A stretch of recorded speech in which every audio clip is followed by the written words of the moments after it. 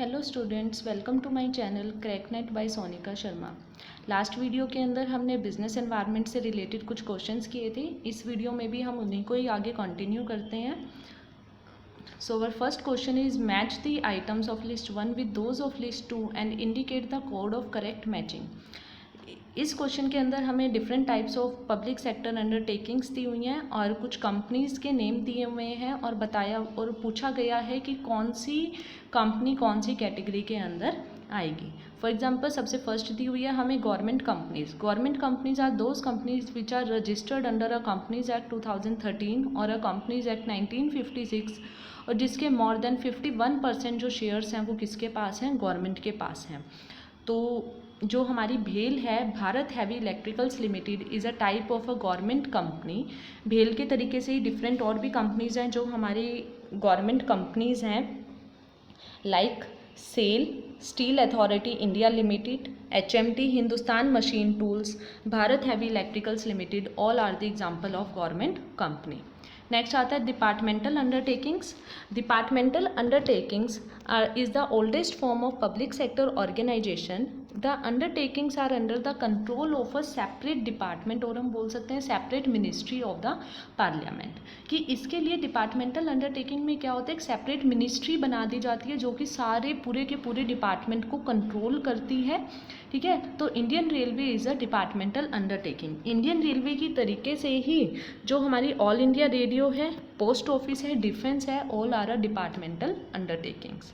Last आता है statutory corporations. Statutory corporations are those organisation which came into existence by the special act of the parliament, like UTI, LIC, Airport Authority of India, RBI, ESIC, all are the examples of statutory corporation. So the answer will be answer number 2. The next question is related to a Companies Act 2013. Which of the following does not form the part of the important information to be incorporated in the Memorandum of Association as specified in the Companies Act 2013?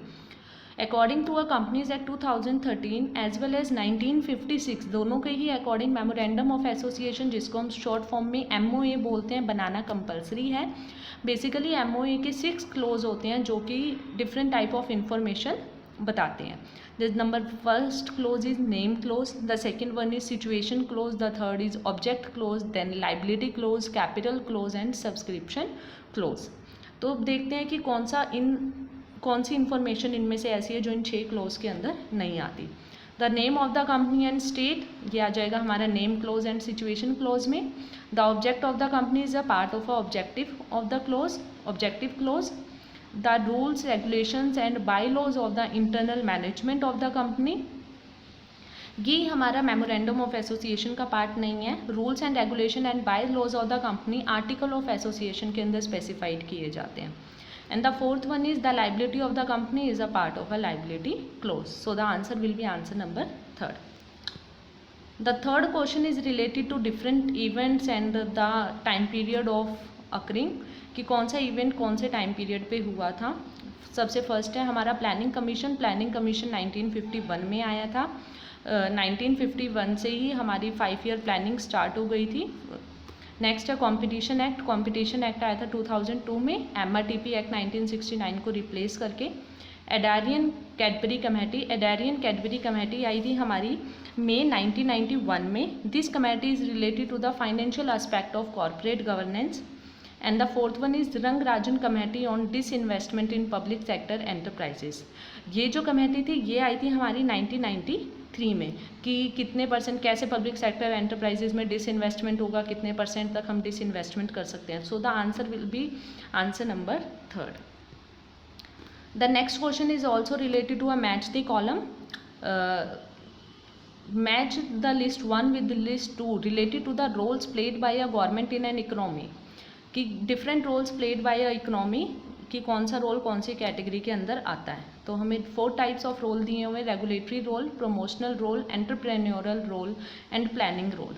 And second side पे हमें दिया हुआ है सबसे first है deciding timing and usages of resources. तो deciding timing and usages of resources is a part of a planning role, कि planning के अंदर ही हम डिसाइड करते हैं कि कौन सी आपको टाइमिंग क्या होगी, किस चीज़ को आपको कब यूज़ करना है, कैसे यूज़ करना है। The next is capital intensive project of public sector. ये कि it's a part of a capital budgeting decision कि आपको कौन से हमारे ऐसे प्रोजेक्ट्स हैं पब्लिक सेक्टर में, कहाँ कहाँ पे उनको इन्वेस्टमेंट करनी है। तो it's a part of a entrepreneurial role. Imposing of a high import duty is a part of a regulatory role. Regulatory role के अंदर सारे रूल्स एंड रेगुलेशंस बनाए जाते हैं, कौन सी ड्यूटी इम्पोज करनी है, कौन सा टैक्स इम्पोज करना है। लास्ट हमारा बचता है promotional role. So measures to control and cover risk priority sector came under a promotional role of government. तो the correct answer will be answer number 3rd. The fifth question is which one of the following is the governing factor in deciding the type of a redressal agency which will deal with the dispute of a consumer.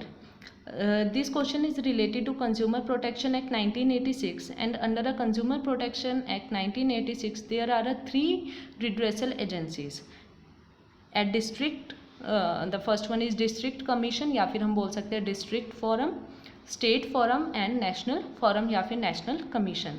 तो कौन सा case कौन सी category के अंदर आएगा, it's depend on the value of goods and services. Up to 20 lakh के cases जाते हैं डिस्ट्रिक्ट फोरम में, 20 लाख से 1 करोड़ के बीच के केसेस जाते हैं हमारे स्टेट फोरम में, एंड मोर देन 1 करोड़ के केसेस जाते हैं नेशनल फोरम या फिर नेशनल कमीशन में। सो the answer will be answer number 4th, that the value of district value of goods and services sold decide the type of a redressal agency. कई बार इनके name से students confuse हो जाते हैं, that it may be on the basis of a area, क्योंकि district में generally consider करते हैं कि पर्टिकुलर डिस्ट्रिक्ट का केस इस डिस्ट्रिक्ट में जाएगा, देन वहाँ से फिर स्टेट में जाएगा, फिर स्टेट से फिर नेशनल पे जाएगा, ऐसा कुछ नहीं होता। According to the value of goods and services ये हमारे डिसाइड होते हैं। The next question is related to competition policy and role, कि इनमें से कौन सी statement competition policy and law के अकॉर्डिंग सही नहीं है। कॉम्पिटिशन एक्ट आया था हमारा 2002 में, MRTP एक्ट 1969 को रिप्लेस करके। तो सबसे फर्स्ट है collusion and dominance have a potential for unfair competition. Collusion मतलब 2 कंपनीज का आपस में कोलाइड करना, मिल जाना किसी पर्टिकुलर ऑब्जेक्टिव के लिए। डोमिनेंस मतलब which have the power to dominate other companies. क्या ये दोनों एक रीज़न हो सकता है अनफेयर कंपटीशन का? करेक्ट है। The appeal against decision of competition commission of India can be made to the competition appellate tribunal, कि क्या competition of commission of India में अगर हम कोई केस हार जाते हैं या फिर हम उनके डिसीजन से सेटिस्फाई नहीं है तो we can appeal in a competition appellate tribunal. तो second is also a correct statement. The third is state monopolies, government business policies and functioning of regulatory authority cannot be scrutinized under this law. This statement is incorrect because all the policies, all the authorities, regulatory authorities जितनी भी हैं, जितनी भी state monopolies हैं, सब की policies को scrutinize किया गया था under a competition policy and laws, या फिर हम बोल सकते हैं competition act के अंदर। The fourth one is abuse of dominance rather than a dominance should be the key for competition policy. Competition policy and laws में अब्यूज़ ऑफ डोमिनेंट पोजीशन पे फोकस किया गया था। तो ये क्या कह रहे हैं कि कंपटीशन पॉलिसी का मेन फोकस डोमिनेंस पे नहीं था कि कौन सी कंपनीज डोमिनेट हैं उन पे नहीं था, जबकि इस पे था कि कौन सी कंपनीज अपनी डोमिनेंट पोजीशन का गलत फ़ायदा उठा रही हैं। So the answer will be answer number 3rd. This statement is incorrect regarding a competition policies and laws. The next question is related to a macro environment and different types की कौन सा environment कौन सी category के अंदर ये particular issues आ सकते हैं। जैसे economic environment में basically हम economic policies, economic condition, economic systems को पढ़ते हैं। पॉलिटिकल एंड गवर्नमेंट एनवायरनमेंट में जुडिशली डिसीजंस, लीगल पावर्स जो भी हैं, पॉलिटिकल आइडियोलॉजी क्या है, वो सारी चीज़ें आती हैं। सोशल एंड कल्चरल एनवायरनमेंट में ethics, moral value, society, social एंड हमारी कल्चर क्या है। Demographic environment is related to a population. So ethical issues, is a part of social and cultural environment. Trade and transport policies is a part of economic policy. Economic stratification of population is a part of a demographic environment. Economic stratification of population का मतलब है division of population on the basis of their income, economic status. Judiciary powers are a part of a political and government environment. So the answer will be answer number 1. The next question is also related to a business factors of business environment. सबसे first है micro external environment, second है macro external environment, third one is non price competition and fourth is desire competition. List 2 में दिया हुआ है सबसे first है economic and political factors. Economic and political factors is a part of a macro external environment. External environment is divided into micro and macro. Macro के अंदर हमारे आते हैं political environment, economic environment, technological environment, social and cultural, international environment etcetera. तो it is a part of a macro external environment.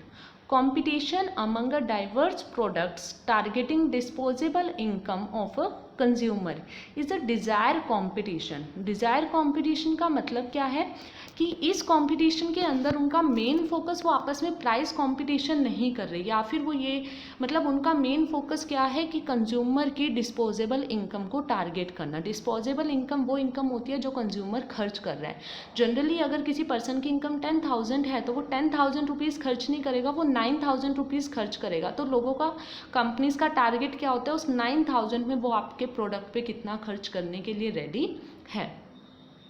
Next आता है input suppliers. Input suppliers are a part of a micro economic environment, sorry micro external environment. Next आता है हमारा sponsoring of events like sports. It's a non price competition कि दो company same type के आपस में compete भी कर रहे हैं but not on the basis of a price, but कुछ इवेंट्स को स्पॉन्सर करके. लाइक हमने देखा है कि IPL है, जैसे वीवो ओप्पो इनको स्पॉन्सर कर रहे हैं, या जो भी अवार्ड शोज़ वगैरह होते हैं उनको पर्टिकुलर इवेंट को स्पॉन्सर कर रहा है, या जो क्रिकेट होते हैं गेम्स होते हैं उनको पेप्सी को स्पॉन्सर कर रही है, कोका कोला स्पॉन्सर कर रही है. तो it's a kind of a non price competition. So the answer will be 1 कि micro external environment input suppliers, macro external environment economic and political factors, non price competition is a sponsoring events, and desire competition is a targeting disposable income. Next question is also related to factors of business environment. अब कई बार क्या होता है कि अभी जो हमने questions करे उनमें डायरेक्टली आप इन्वायरमेंट आइडेंटिफाई कर सकते हो. ये थोड़ा सा ज़्यादा डीपली है कि आपको डायरेक्टली नहीं पता लगेगा कि कौन सा इन्वायरमेंट कहाँ पर है, मतलब कौन सी पर्टिकुलर पार्ट जो है वो कौन से इन्वायरमेंट के अंदर आएगा. जैसे हमें दिया हुआ है rival firms, technology, improving quality and ethics in business, external environment, social and cultural environment, internal environment and global environment. तो सबसे पहले हम एथिक्स को आइडेंटिफाई कर सकते हैं, is a part of social and cultural environment. Rival firms देखो, external environment, internal और ग्लोबल बचा है, तो rival firms is a part of internal environment. Next आ जाता है हमारा technology. Technology will be the part of external environment, and improving quality is a part of a global environment. कि हम आज के टाइम पे मतलब ग्लोबल एनवायरनमेंट का मतलब हो जाएगा कि हमें इंटरनेशनल स्टैंडर्ड्स के अकॉर्डिंग अपनी जो भी हम क्वालिटी मेंटेन कर रहे हैं वो हमें इंटरनेशनल स्टैंडर्ड्स के अकॉर्डिंग अपनी क्वालिटीज़ को मैच करना पड़ेगा. The last question is second generation reform in our country do not compromise of which one of the following. Second generation reform जो थे वो न्यू इकोनॉमिक पॉलिसी के बाद आए थे हमारे, जिन्होंने उसी को ही आगे कैरिड फॉरवर्ड किया था. मतलब कि जो हमारी न्यू इकोनॉमिक पॉलिसी LPG के जो टारगेट्स जो ऑब्जेक्टिव थे उन्हीं को ही आगे इसके अंदर कैरिड फॉरवर्ड किया गया था और कुछ एड ऑन्स किए गए थे. जैसे exploiting the knowledge based global economy, it is a correct regarding second generation reform. कि ग्लोबलाइजेशन पे मेन फोकस था कि जो भी हमारी ग्लोबल इकोनॉमी में मतलब जो भी न्यू इन्वेंशंस हैं, जो भी न्यू टेक्नोलॉजी है, जो भी न्यू नॉलेज है उनको एक्सप्लॉइट करना, मतलब उनको एक्सप्लोर करना अच्छे से.